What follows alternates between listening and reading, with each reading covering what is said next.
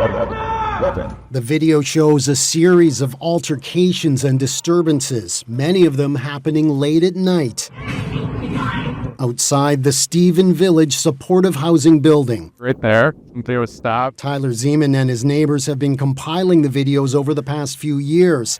Evidence, they say, of how their once peaceful neighborhood has changed with the opening of the supportive housing building 4 years ago. We hear fights all hours of the day, screaming all hours of the night. I get woken up probably 3-4 times a week by their residents out there yelling, screaming, fighting.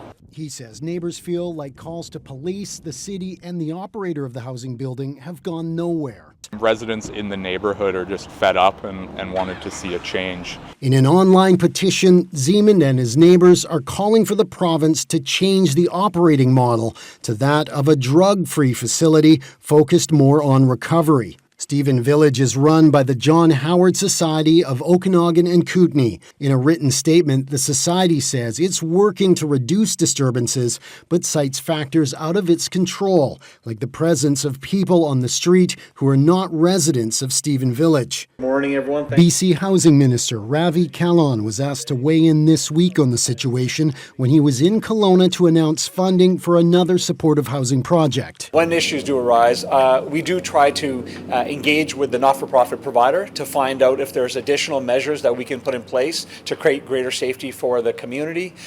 In this case, BC Housing is doing that engagement. Kelowna's Mayor Tom Dias says he too is looking for a solution. We're potentially seeing whether there's an opportunity to establish some form of cameras at that location to allow for greater efficiency with respect to response from RCMP and bylaw.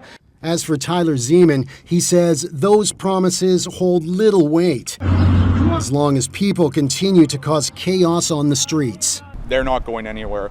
We know that. We all need to live together and make this a better neighborhood. Brady Strachan, CBC News, Kelowna.